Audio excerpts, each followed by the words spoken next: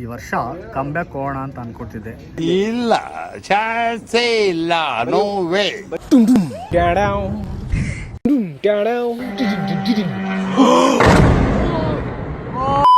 ಬೆಳಗ್ಗೆ ನನ್ನ friend call ಮಾಡಿ ಕಾರ್ ಸರ್ವಿಸ್ ಕೊಡಬೇಕು ಬಾ ಅಂದ. ಅಲ್ಲೋಗಿ ನೋಡಿದ್ರೆ ಅವನು ಜೊಳ್ಳು ಸುರಿಸ್ಕೊಂಡು ಮಲಗಿದ್ದ. ಅವನ್ನೆಬ್ಬಿಸಿ ಶೋರೂಮ್ ಕಡೆ ಹೊರಟ್ವಿ. 4 ದಿನ ಆದ್ಮೇಲೆ ಕೊಡ್ತಾನೆ ಕಾರ್ ಪಕ್ಕ. Not into the queue bro. ಇವತ್ತು ಸಾಯಂಕಾಲ ಅವನಿಗೆ ಕೊಡ್ತಾನೆ. ಸರ್ವಿಸ್ ಕೊಡಬೇಕಿತ್ತು, 3rd ಸರ್ವಿಸ್ಸು. ಇಲ್ಲ ಮೇಡಮ್, ಬುಕ್ ಮಾಡಬೇಕಿತ್ತು. ಈಗ ತಗೊಳಲ್ವಾ? Flash back. Not into the queue bro. ಅವ್ರು ನೋಡಿದ್ರೆ ವೇಟಿಂಗ್ ಲಿಸ್ಟ್ ಜಾಸ್ತಿ ಇದೆ, ಅಪಾಯಿಂಟ್ಮೆಂಟ್ ತಗೋಬೇಕು, ಮಂಡೇ ಬನ್ನಿ ಅಂತ ಹೇಳಿದ್ರು. ಅಲ್ಲಿಂದ ರಿಟರ್ನ್ ಸರ್ಜಾಪುರಕ್ಕೆ ಹೋದೆ. ಯಾಕಂದರೆ ನನ್ನ ಫ್ರೆಂಡ್ ಒಬ್ಬರು ನಮ್ಮ ಶಾಪಿಂದ ಕುನಾಫಾ ಚಾಕ್ಲೇಟ್ಸ್ ಆರ್ಡರ್ ಮಾಡಿದರು.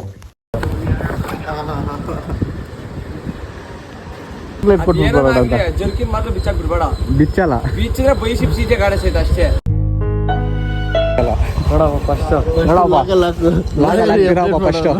ಅಪ್ಡೇಟ್ ಮಾಡ್ತಿದ್ರಪ್ಪ, ಫಸ್ಟ್ ಟೈಮ್ ಅಲ್ಲ ನಿನ್ ಬ್ಲಾಗಲ್ಲಿ. ಸುಮ್ಮನೆ ಮಾಡ್ತೀಯ. ಮತ್ತೆ ನನ್ನ ಫ್ರೆಂಡ್ನ ಮೀಟ್ ಮಾಡೋಕೆ ಹೋದೆ. ಯಾಕಂದರೆ ಅವಳು ಬ್ರೌನೀಸ್ ಆರ್ಡರ್ ಮಾಡಿದ್ಲು.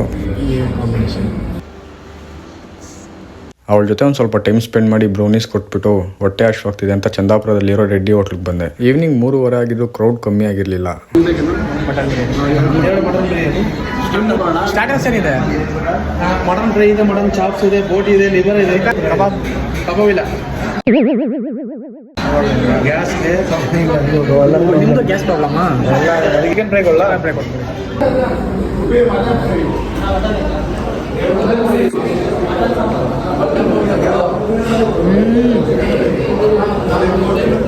ಅಲ್ಟಿಮೇಟ್. ಬಿರಿಯಾನಿ ಅಂತೂ ಸಖತ್ತಾಗಿತ್ತು. ಓವರ್ ಮಸಾಲೆಗಳಿರಲಿಲ್ಲ, ಹಂಗಂತ ಸಪ್ಪೆ ಕೂಡ ಇರಲಿಲ್ಲ. ತುಂಬ ಪ್ಲೆಸೆಂಟ್ ಆಗಿತ್ತು. ಆ ಬಿರಿಯಾನಿ ತಿಂದು ಮುಗಿಸಿ ಮನೆ ಹತ್ರ ಹೋಗೋಷ್ಟೊಳಗೆ ಲೈಟಾಗಿ ನಿದ್ದೆ ಬರ್ತಿತ್ತು. ಇನ್ನು ಮನೆಗೆ ಹೋಗಿ ದಬ್ಬಾಕೊಂಡ್ರೆ ಫುಲ್ ಕೋಮ ಅನ್ಕೊಳ್ಳಿ.